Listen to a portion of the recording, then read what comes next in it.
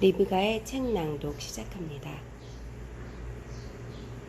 2022년 6월 24일 금요일입니다. 내 인생에 용기가 되어준 한마디. 견딤이 쓰임을 결정한다. 일본 호류사는 가람배치 양식이 백제 양식입니다. 이 절에 가면 지금은 화재로 소실돼 모사화만 남아있지만 고구려 담징이 그린 금당벽화 사불 정토도 볼 수 있고 감동적인 백제 관음 입상도 만나볼 수 있습니다.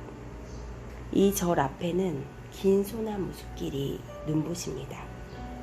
대부분 오랜 시간의 나이테를 지닌 건강하고 잘생긴 소나무로 이루어진 숲길을 보는 것만으로도 청정한 느낌이 듭니다. 호류사 앞마당에도 윗부분이 뚝 잘린 수령 몇백 년은 된 소나무 두 그루가 서 있는데 그 기품이 여간 예사롭지 않습니다. 제가 한참 동안 그 소나무를 쳐다보고 있자 일행 한 분이 호류사는 천년 된 소나무로 지었다고 일러주었습니다. 그리고 이 절을 1400여 년 동안 대대로 지켜온 국목수 가문이 있다고도 했습니다. 일본에서는 1000년 이상 갈 수 있는 절이나 궁궐을 짓는 목수를 국목수라고 하는데 니시오카 가문이 바로 그런 가문이라고 합니다. 이 가문에서는 1000년 이상 갈 수 있는 건물을 지으려면 1000년 된 노송을 써야 한다.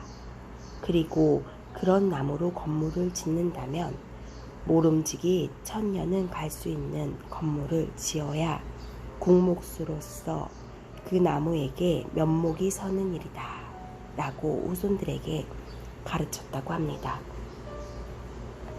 이는 나무의 두 가지 생명, 즉 자연적 생명으로서의 수령과 목재로 사용된 뒤부터의 생명 연수가 같다는 뜻입니다. 나무의 나이를 통해 그 나무가 얼마나 오랜 세월을 견딜 수 있을까를 파악한 것입니다.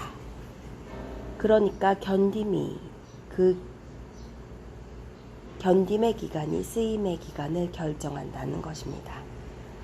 1000년을 견딘 나무니까 1000년의 쓰임을 받는다는 것입니다.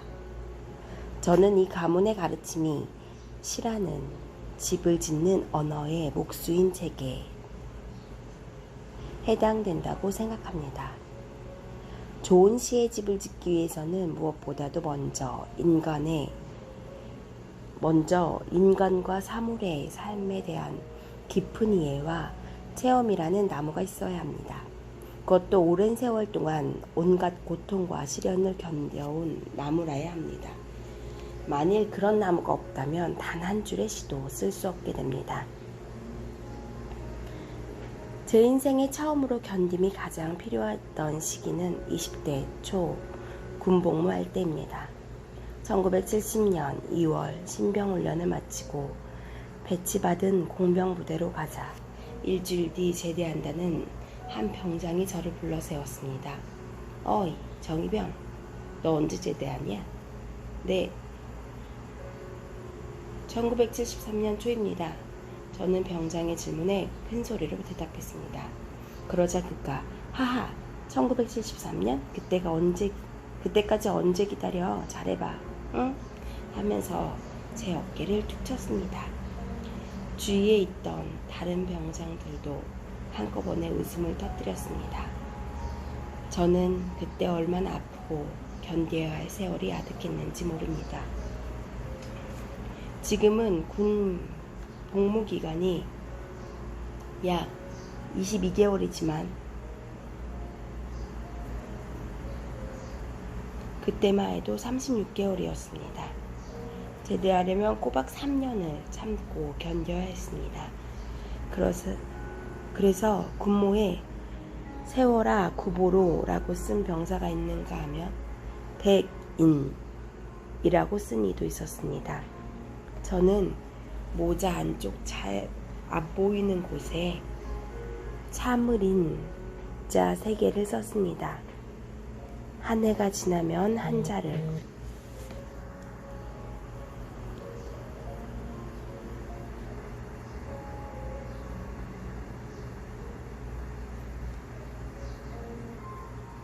저는 모자 안쪽 잘 안 보이는 곳에 참을인 자 3개를 썼습니다. 한 해가 지나면 한자를, 또 한 해가 지나면 또 한자를 지웠습니다. 그러나 글자 한자를 지우는 게 그리 쉬운 일은 아니었습니다. 그렇지만 마음속으로 늘 천년의 소나무처럼 견딤이 쓰임을 결정한다고 생각했습니다. 누구나 견딘다는 것은 힘든 일입니다. 견디고 견디다가 구부러지고 뒤틀어진 나무처럼 되기 십상입니다. 그런데 국목수 가문에서는 그런 나무도 적재적소에 사용했다고 합니다. 심하게 뒤틀린 나무라도 바로잡으려고 하지 않고 그 나무의 성질을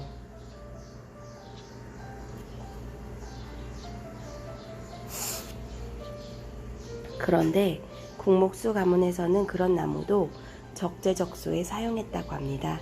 심하게 뒤틀린 나무라도 바로잡으려고 하지 않고 그 나무의 성질을 잘 이용해 알맞은 용처에 썼다고 합니다. 심지어 남쪽 벽에 쓸 나무는 산의 남쪽에서 자란 나무를 쓰고 서쪽 벽에 쓸 나무는 산의 서쪽에서 자란 나무를 썼다고 합니다.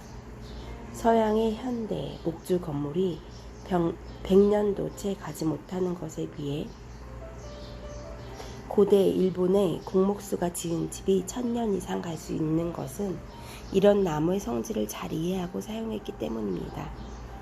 그렇습니다. 내가 만일 똑바로 자라지 못하고 뒤틀린 나무 같은 존재가 되었다 하더라도 나름대로 쓰일 때가 있습니다. 나 같은 놈이 어디에 쓰일 때가 있겠어 하는 생각이 든다면 이 국목수 가문의 이야기에 귀 기울일 필요가 있습니다. 요즘 우리 사회의 자살 현상에 만연돼 자포자기하는 청년이 있다면 더욱 그렇습니다. 아무리 젊은 청춘이라 할지라도 견딜 줄 모르면 쓸 데가 없어져 버립니다. 견딤은 쓰임을 낳습니다. 청년기 때는 견딤의 힘이 가장 필요합니다. 견딤은 인생이라는 나무의 강도를 나타내는 인내의 나이테입니다. 인생이라는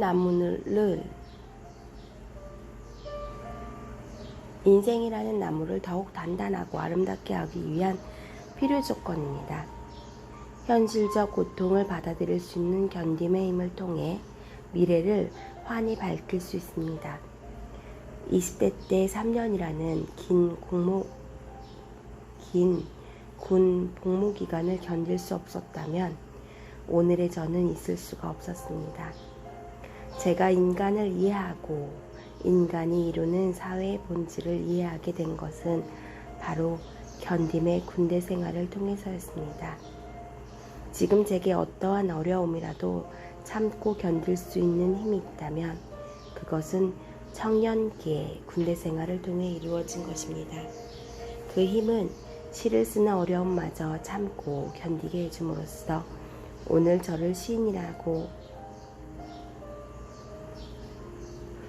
저를 시인이라는 존재로 쓰이게 해주고 있습니다. 니시오카 국목수 가문에서는 1000년 노송으로 집을 짓고 나면 언젠가는 후대에서 사용할 거라고 생각하고 반드시 다시 소나무를 심었다고 합니다. 1000년을 내다보며 집을 짓고 1000년을 내다보며 나무를 심은 것입니다. 지금도 호르사를 지은 목재의 일부를 대패질하면 1000년 된 노송의 향긋한 솔레가 난다고 합니다. 견딤이 낳은 쓰임의 향기가 아닐 수 없습니다. 이 시대를 사는 청년들한테도 그런 향기가 나면 좋겠습니다. 자살이 국가적 질병이 된 이 시대의 청년들마저 견딜 수 없다고 자살해버린다면 언제 어디에 누가 쓰일 수 있겠습니까? 견딤은 미래의 나를 준비하는 과정입니다. 견딤이 쓰임을 결정합니다. 내게 견딤이 있어야 귀하게 쓰이는 결과를 가져옵니다. 감사합니다. 사랑합니다. 목소리로 사랑을 전하는 리브가였습니다. 오늘이 견딤의 쓰임을 결정한다. 이 견딤이 특별하게 다가옵니다. 사실 저는 지금 간신히 앉아서 이 글을 낭독하고 있습니다.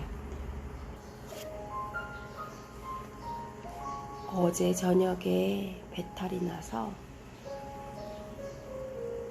밤새 힘들었습니다. 그러나 오늘 해야 될 일을 해야기에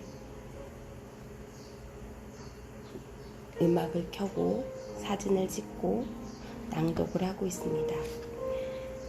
제가 지금 하는 이 견딤이